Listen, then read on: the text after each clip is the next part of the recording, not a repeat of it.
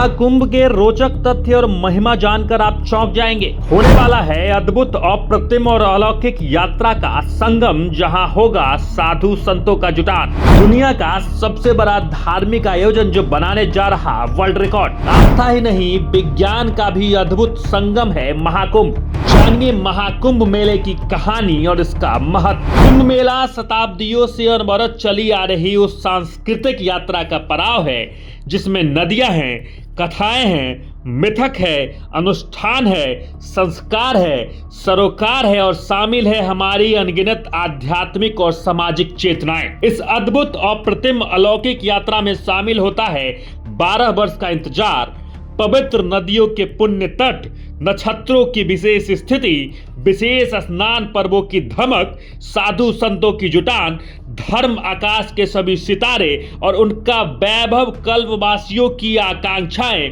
और देखते ही देखते दुनिया के सबसे बड़े अस्थायी शहर का बस जाना। पूरे 12 वर्षों के बाद महाकुंभ मेले का आयोजन किया जाता है और महाकुंभ सबसे बड़ा और प्रमुख धार्मिक अनुष्ठान माना जाता है। कुंभ मेले में लाखों करोड़ों की संख्या में श्रद्धालु आते हैं।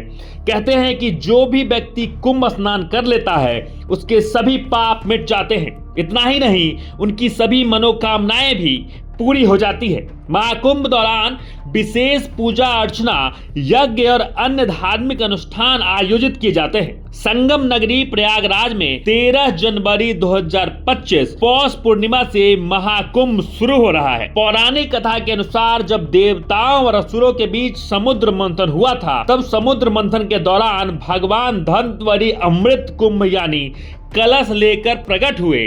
देवताओं के संकेत पर इंद्रपुत्र जयंत अमृत से भरा कलश लेकर भागने लगे और असुर जयंत के पीछे भागने लगे।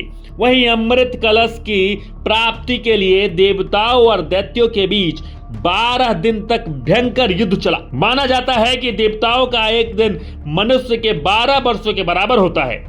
इस युद्ध के दौरान जिन जिन स्थानों पर कलश से अमृत की बूंदें गिरी, वहां कुंभ मेला लगता है। अमृत की बूंदें इन चारों जगह पर गिरी थी, जिसमें प्रयागराज, हरिद्वार, उज्जैन और नासिक है।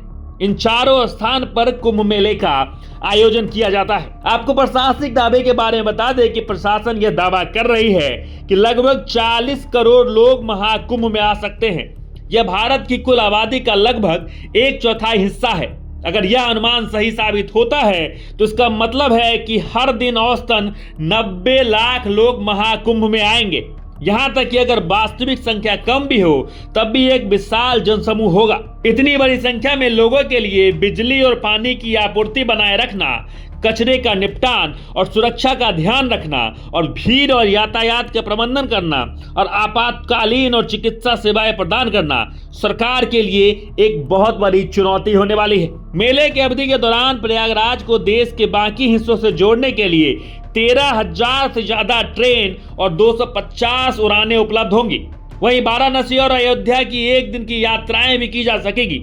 गंगा यात्री देखने के लिए वाराणसी की तर्ज पर रिवर क्रूज की सुविधाएं भी उपलब्ध होगी और 5 लाख कारों की समायोजित यानी पार्किंग के लिए 100 से ज्यादा पार्किंग स्थल बनाए जाएंगे। महाकुंभ केवल धार्मिक आयोजन नहीं है, बल्कि एक मानव और ब्रह्मांड के बीच संबंधों का एक अद्भुत संगम है। 2025 में आरंभ हो रहा महाकुंभ न केवल करोड़ों श्रद्धालुओं को आकर्षित करेगा, बल्कि इसके आयोजन के पीछे छिपे खगोलीय और वैज्ञानिक तथ्यों पर भी प्रकाश डाला जाएगा। महाकुंभ का समय और आयोजन एस्ट्रोनॉमिकल घटनाओं पर आधारित है और यह मेला तब आयोजित होता है जब गुरु ग्रह शुक्र और चंद्रमा के विशेष संयोग में होता है। गुरु का 12 साल का परिक्रमा चक्र और पृथ्वी के साथ इसकी विशेष स्थिति आयोजन को शुभ बनाती है। कुंभ मेला आयोजन स्थानों का चयन भूचुंबकीय ऊर्जा के आधार पर किया गया है। यह स्थान विशेषकर नदी संगम क्षेत्र आध्यात्मिक विकास के लिए अनुकूल माने गए हैं। प्राचीन ऋषियों में इन स्थानों पर ध्यान, योग और आत्मिक उन्नति के लिए उपयुक्त ऊर्जा प्रवाह का अनुभव किया गया और इसे पवित्र घोषित किया गया था। वहीं ग्रहों की स्थिति को न केवल आध्यात्मिक महत्व है, बल्कि वैज्ञानिक दृष्टि से भी यह पृथ्वी और मानव पर पड़ने वाले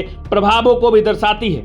गुरु, सूर्य और चंद्रमा का विशेष संयोग पृथ्वी के चुंबकीय क्षेत्र को प्रभावित करता है और इस खगोलीय संयोग के दौरान कुंभ में स्नान का एक अलग महत्व और आध्यात्म और विज्ञान का एक समन्वय यानी संगम है। इस महाकुंभ का आयोजन 13 तारीख से प्रयागराज में हो रहा है।